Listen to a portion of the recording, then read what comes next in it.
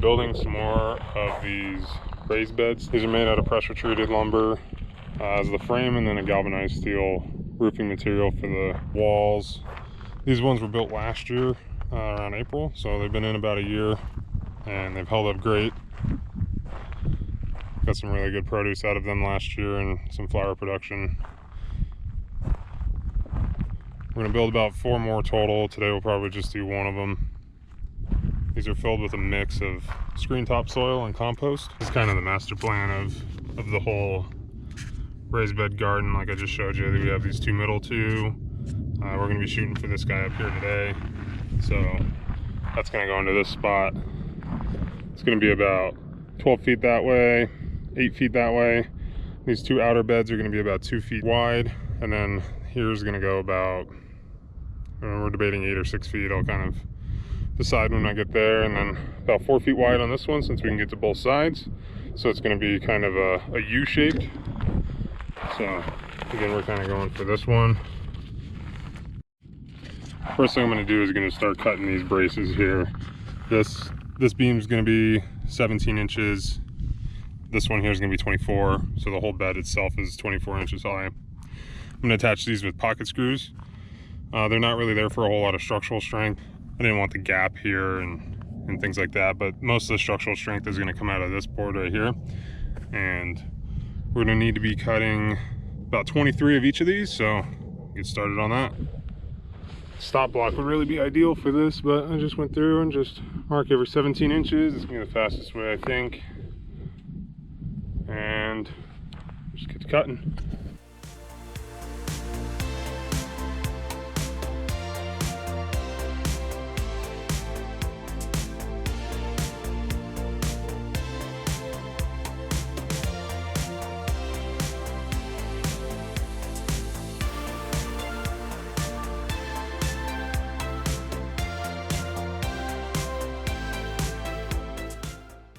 All right, we've got all these 17 inches cut. Then we got the 24s over there. Next thing we're gonna do is do the top and bottom plates there. We're gonna go 12 feet on this back side, so that's gonna be a true 12 feet. So all these sides will be their true numbers, but then these 4 boards here, we gotta cut down 3 inches to account for both the 2x4s on either side. So let's do those now.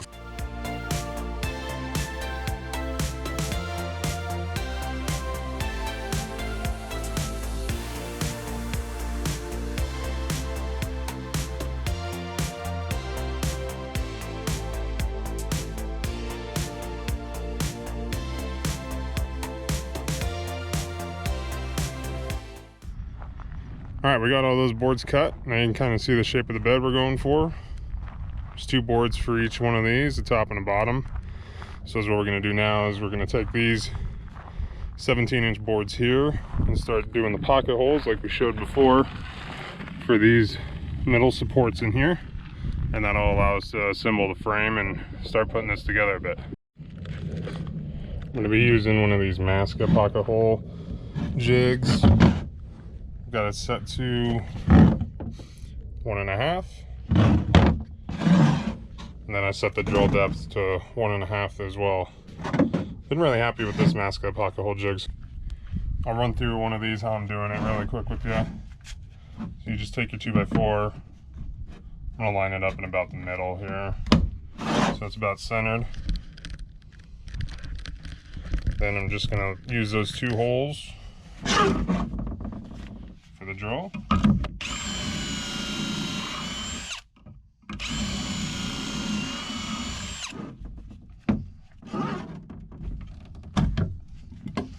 There you go.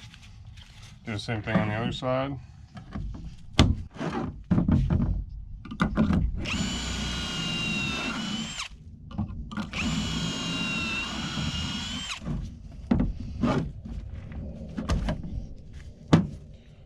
All set.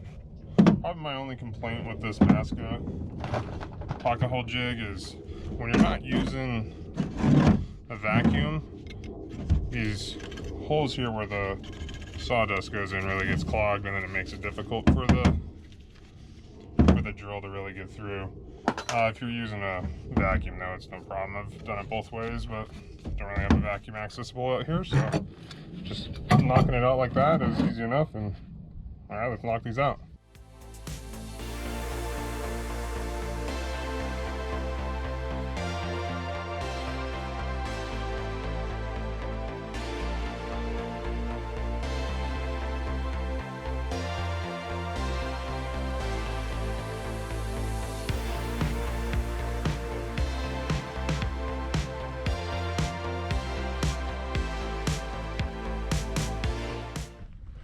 All right, the 23 of those boards with the pocket holes is all done. It's been a while since I've done that many pocket holes without this guy being hooked up to a vacuum. I'll just show you here a little bit the ports that the sawdust should escape through, how they get clogged up when you're not using a vacuum.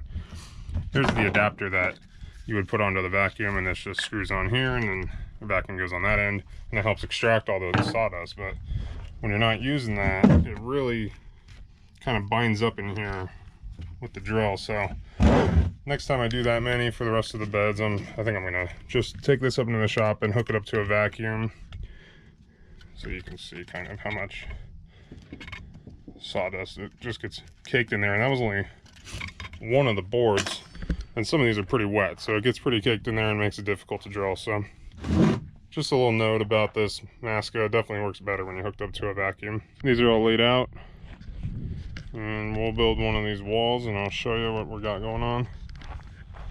I'm going to be using these 2.5 inch outdoor indoor Craig screws. This is pressure treated lumber, so it's not super straight, especially when you get it delivered and you don't pick out your own lumber.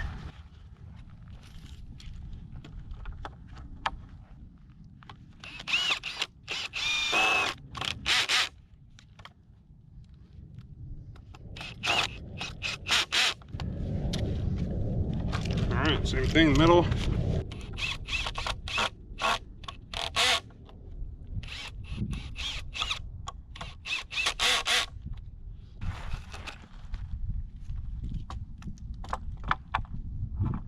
This board's pretty warped down here, so I'm gonna really hold it together.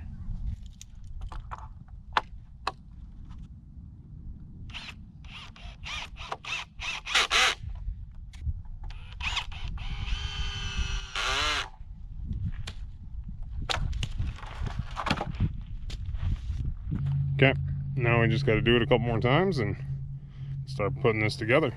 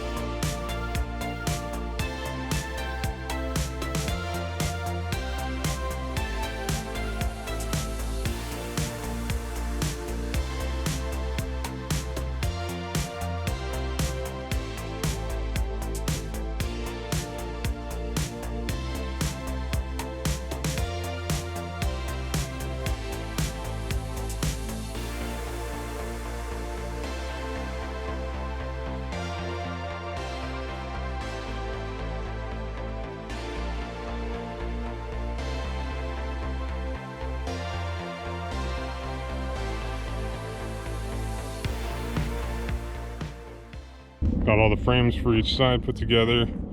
We're about out of light here, so come back tomorrow and stand these up and get some metal attached to them. Back out here again this morning.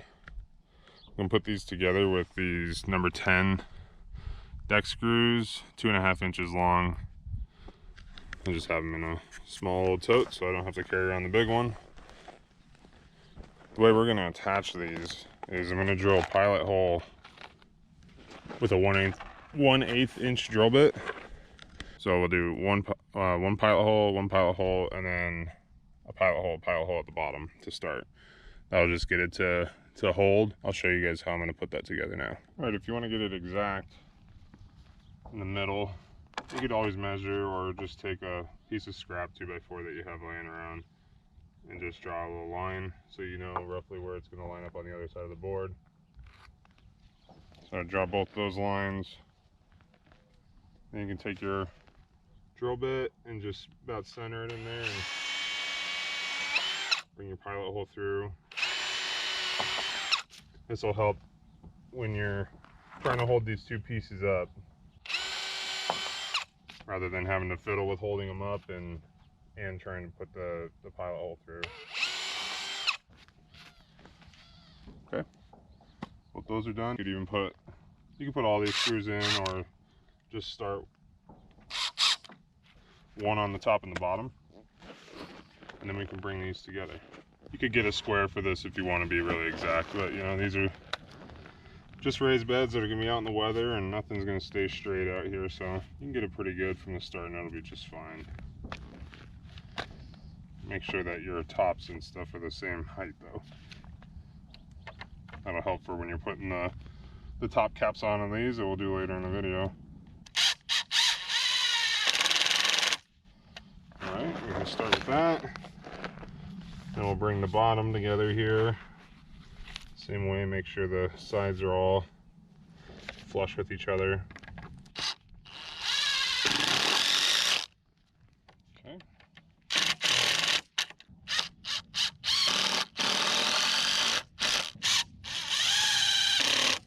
Alright, and then I like to put 2 or 3 more kind of right here. Do the same thing. We'll just kind of eyeball the middle here for the pocket hole, or the pilot hole, excuse me.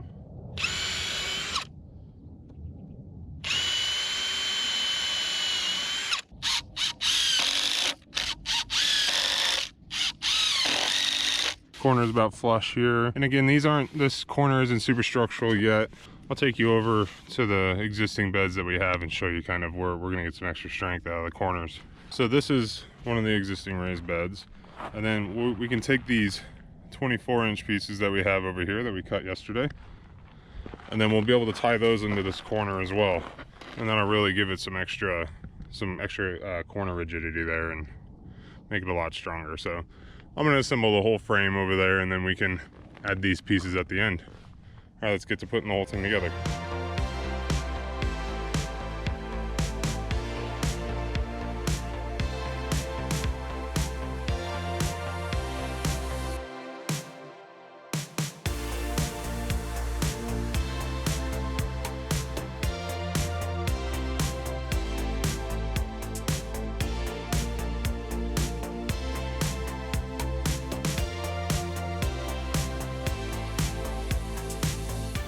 All the walls are put up now. We can grab one of the sheets of galvanized steel, and I'm going to start with this 12-foot section on the back. Probably have to trim off about 3 inches on it, counting for the 2x4s here. I'll probably take a little bit off just to give you some wiggle room in there, and makes it a little bit easier to attach it. So these panels are a little bit more than 12 feet.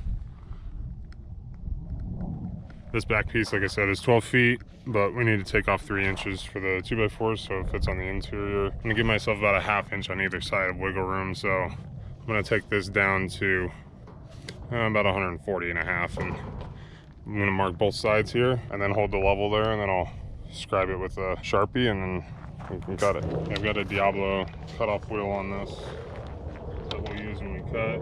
I marked this at 140.5 on both sides just to try to get a straight line. And we will cut this. Definitely wear gloves, eye protection, ear protection when you're cutting this and handling this stuff.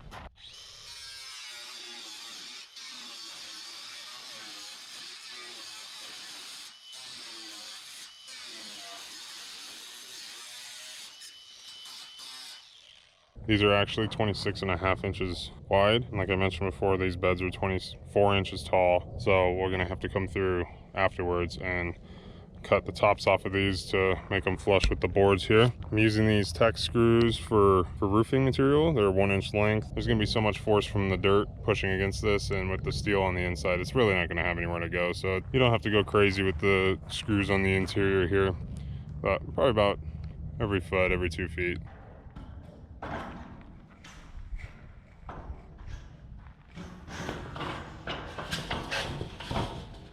You can start attaching these with these tech screws. Again, you're definitely going to want a pair of heavy-duty gloves, preferably leather, when handling this stuff. It's very sharp. I've actually had it cut through a leather glove before and saved my finger pretty good, so it's worth it. Like I said, we're going to be cutting the top off, so I'm just kind of leveling it with the ground. I know the board's pretty level down there, so you could take a level and get real fancy and make sure that these ridges here are super straight, but I didn't do that with any of my other ones, and they ended up pretty straight, just following the bottom board.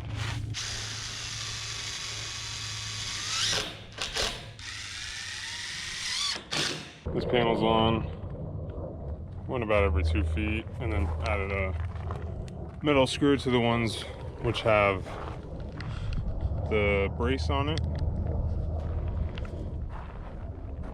We can finish knocking the rest of these out.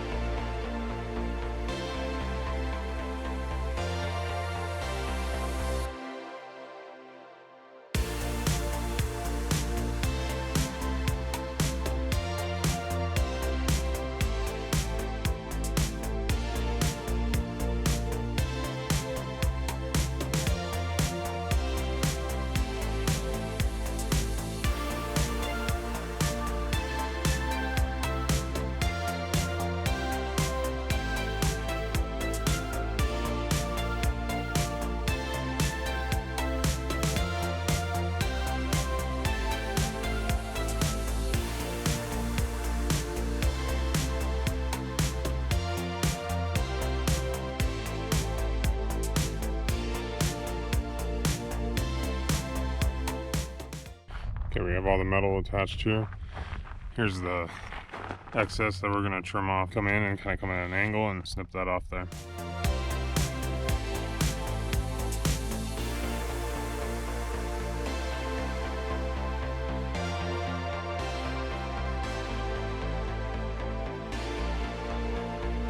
Got all the excess trimmed off of the metal there. What we're going to do next is take these 24-inch posts here and do what we showed before with the outside bracing for all this. So we're going to screw that all on. I'll show you really quick how we attach these range panels to the beds. I took a 2x4 and then essentially sandwiched the panel in, and then where this horizontal bracing was for the range panel, I would route out a section for those so they could kind of be free in there, and not really anything necessarily holding the panel itself.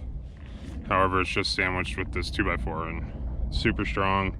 Had some really strong winds with these being full last year, and they did just fine. All right, we have all the extra support braces on all the way around. Next thing we're gonna do is add some of the strapping. This is Simpson strap, and it looks like it's about 1.5 inches wide with holes in it. And what we're gonna do is run a strap from that post there to this post here, and then a couple more around the bed. Is what that's going to do is help from any sort of outward bowing once the dirt gets in here, and will kind of help everything stay straight. Here's a closer look at the strap attached. It's where the post attaches here. And I have 2 of the same roofing screws attached, and same thing on that side. This just helps any sort of long-term bowing or anything like that when the dirt comes in, and helps keeps it square. All right, we've got all the straps in this. Put in 4 of them. That should be enough.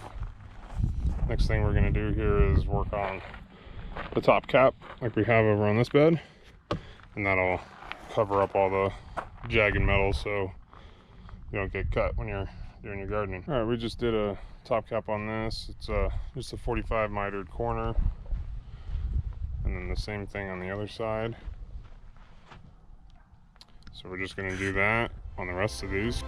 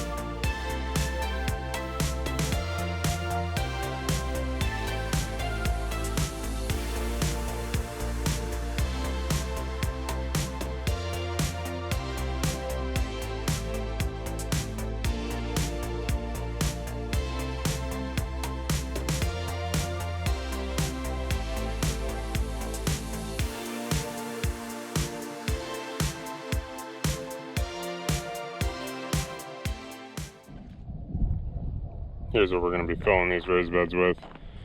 This is that mix of compost and topsoil that I mentioned earlier. Some really nice stuff. All right, we're all done. Got the caps on, straps in.